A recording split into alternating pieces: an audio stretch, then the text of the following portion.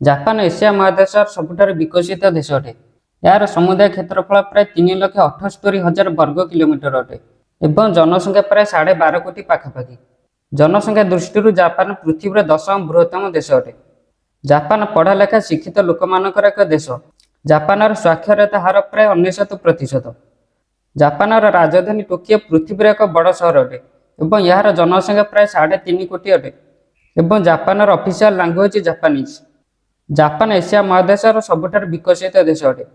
Japan ତାର ଅଧିକାଂଶ କାର୍ଯ୍ୟ ଉନ୍ନତ ଜ୍ଞାନକୌଶଳ ଦ୍ୱାରା ସୃଷ୍ଟ ମେସିନ ଦ୍ୱାରା କରିଥାଏ।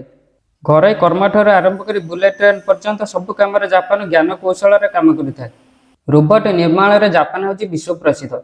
ଜାପାନର ଲୋକମାନେ ସବୁଠାରୁ ଅଧିକ ସମୟାନୁବର୍ତ୍ତିତାକୁ ମାନିଥାନ୍ତି। ପୃଥିବୀର ସବୁଠାରୁ ଅଧିକ ପଙ୍କ୍ଚୁଆଲିଟି ଦେଶ ହେଉଛି ଜାପାନ। ଜାପାନୀ ଲୋକମାନଙ୍କର ଜୀବନଶୈଳୀ ସବୁଠାରୁ ଉନ୍ନତ ମାନର ଅଟେ।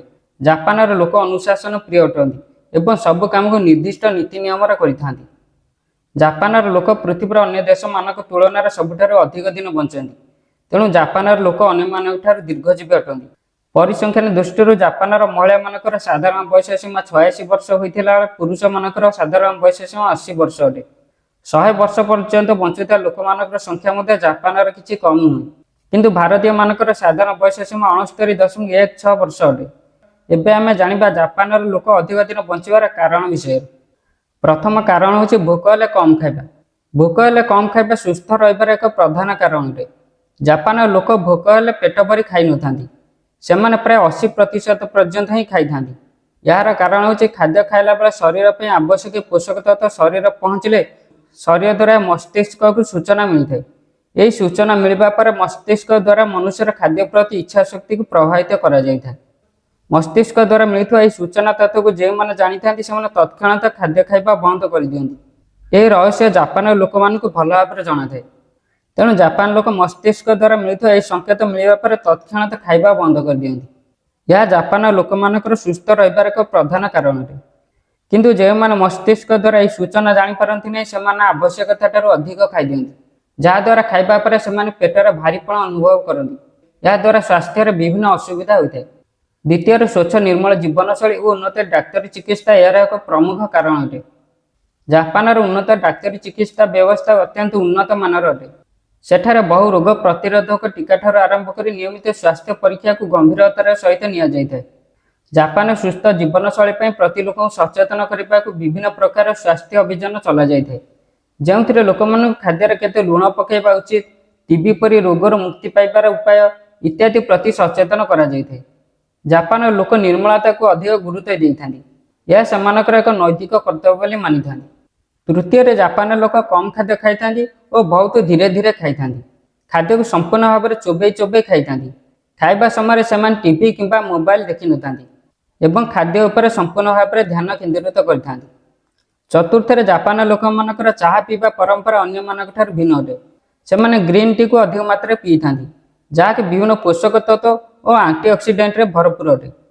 ଗ୍ରୀନ୍ ଟି ଶରୀରରେ ଏନର୍ଜି ଲେଭେଲ ଓ ଇମ୍ୟୁନିଟି ସିଷ୍ଟମକୁ ବଢ଼ାଇଥାଏ। ଗ୍ରୀନ୍ ଟି ପାଚନ ତନ୍ତ୍ରକୁ ଠିକ୍ ରଖିଥାଏ ଓ କ୍ୟାନ୍ସର ପରି ଗମ୍ଭୀର ରୋଗଠାରୁ ଦୂରେଇ ରଖିଥାଏ। ଏହି ଗ୍ରୀନ୍ ଟିର ସବୁଠାରୁ ଭଲ ଗୁଣ ହେଉଛି ଏହା ବାର୍ଦ୍ଧକ୍ୟ ଲକ୍ଷଣକୁ ମନ୍ଥର କରିଥାଏ। ପଞ୍ଚମ କାରଣ ହେଉଛି ଜାପାନର ଲୋକମାନଙ୍କର ଖାଦ୍ୟ ସନ୍ତୁଳିତ ଓ ବହୁ ପୋଷକ ତତ୍ତ୍ୱରେ ଭରପୁର ଅଟେ। ସେମାନେ ଋତୁକାଳୀନ ଫଳ, ଓମେଗା ପ୍ରକାରର ମାଛ, ଭାତ, ପୌଷ୍ଟିକର ଖାଦ୍ୟ ଓ ଡାଲି ଜାତୀୟ ଖାଦ୍ୟ, ସୋୟାବିନ୍ ବଡ଼ି ଓ ପ୍ରତ୍ୟେକ ସବୁଜ ପନିପରିବା ଖାଇଥାନ୍ତି। ଏହିସବୁ ଖାଦ୍ୟ ପୋଷକ ତତ୍ତ୍ୱରେ ଭରପୁର ଅଟେ। ଏହି ଖାଦ୍ୟମାନଙ୍କରେ ଚର୍ବି ଅଂଶ ବହୁତ କମ୍ ଥାଏ। ଏତଦ୍ ବ୍ୟତୀତ ଏହିସବୁ ଖାଦ୍ୟମାନଙ୍କର ବହୁ ପ୍ରକାର ଜୀବସାର ଭରପୁର ଥାଏ। ଏହିସବୁ ଖାଦ୍ୟ କ୍ୟାନ୍ସର ଓ ହୃଦ ରୋଗ ପରି ଗମ୍ଭୀର ରୋଗଠାରୁ ଶରୀରକୁ ଦୂରେଇ ରଖିଥାଏ। ଏହା ସହିତ ଏସବୁ ଖାଦ୍ୟ ଶୀଘ୍ର ହଜମ ହୋଇଯାଇଥାଏ। ଜାପାନର ଲୋକମାନେ fast food, junk food, street food ପରି ଖାଦ୍ୟଠାରୁ ଦୂରେଇ ରହିଥାନ୍ତି ଏବଂ ମସଲା ଜାତୀୟ ଖାଦ୍ୟ ଖାଇବାକୁ ପସନ୍ଦ କରିନଥାନ୍ତି। ତେଣୁ ସେମାନେ ସର୍ବଦା ସୁସ୍ଥ ରହିଥାନ୍ତି। ଷଷ୍ଠ କାରଣ ହେଉଛି ଜାପାନରେ ଭାରତ ପରି ବୟସ୍କ ଲୋକମାନଙ୍କର ଯତ୍ନ ଭଲ ଭାବରେ ନିଆଯାଇଥାଏ। ଘରର ଲୋକମାନେ ବୟସ୍କ ଲୋକମାନଙ୍କର ଦେଖାଶୁଣା ଭଲ ଭାବରେ କରିଥାନ୍ତି। ଜାପାନରେ ବୃଦ୍ଧା ନିବାସ ବା ଜରା ନିବାସର ସଂଖ୍ୟା ବହୁତ ଅଧିକ ଅଟେ। ସେମାନଙ୍କୁ ବହୁ ପ୍ରକାର ସୁବିଧା ସୁଯୋଗ ସରକାରଙ୍କ ତରଫରୁ ଯୋଗାଇ ଦିଆଯାଇଥାଏ। କିନ୍ତୁ ଜାପାନରେ ବୃଦ୍ଧା ନିବାସରେ ବହୁତ କମ୍ ଲୋକ ହିଁ ରହିଥାନ୍ତି ଏବଂ ଅଧିକାଂଶ ଲୋକ ଘରେ ସପରିବାର ସହିତ ରହିଥାନ୍ତି। ବୃଦ୍ଧାବସ୍ଥାରେ ଘର ସଦସ୍ୟମାନଙ୍କ ସହିତ ରହିବା ଦ୍ୱାରା ବ୍ୟକ୍ତି ମାନସିକ ସ୍ତରରେ ସୁସ୍ଥ ଓ ଖୁସି ରହିଥାଏ, ଯାହାର ପ୍ରଭାବ ମନୁଷ୍ୟର ବୟସ ଓ ଶରୀର ଉପରେ ପଡ଼ିଥାଏ। ଏତଦ୍ ବ୍ୟତୀତ ଭାରତ ପରି ଜାପାନରେ ମଧ୍ୟ ଛୋଟ ପିଲାମାନଙ୍କର ଯତ୍ନ ନେବାରେ ବୃଦ୍ଧମାନଙ୍କର ବହୁତ ଯୋଗଦାନ ଥାଏ। ସପ୍ତମରେ ଜାପାନ ଲୋକମାନେ ପ୍ରାତଃ ଭ୍ରମଣ ବିଭିନ୍ନ ପ୍ରକାର ବ୍ୟାୟାମରେ ଅଭ୍ୟସ୍ତ ଅଟନ୍ତି। ସେମାନେ ଘରେ ଅଧିକ ସମୟ ରହିବାକୁ ପସନ୍ଦ କରିନଥାନ୍ତି ଏବଂ ବହୁତ ଚଲାବୁଲା କରିଥାନ୍ତି। ଜାପାନରେ ବୃଦ୍ଧଠାରୁ ଯୁବକ ପର୍ଯ୍ୟନ୍ତ ସମସ୍ତେ ଚାଲିବାକୁ ଭଲ ପାଆନ୍ତି। ବହୁତ ଲୋକ କଲେଜ, ଅଫିସ ପ୍ରଭୃତି ଜାଗାକୁ ସାଇକେଲ ଦ୍ୱାରା ଯାଇଥାନ୍ତି। ଏପରିକି ଜାପାନ ଲୋକମାନେ ଟ୍ରେନରେ ଠିଆ ହୋଇ ଯାତ୍ରା କରିବାକୁ ପସନ୍ଦ କରିଥାନ୍ତି। ଏହିସବୁ ପ୍ରମୁଖ କାରଣରୁ ଜାପାନ ଲୋକମାନେ ଦୀର୍ଘଜୀବୀ ଓ ନିରୋଗ ରହିଥାନ୍ତି।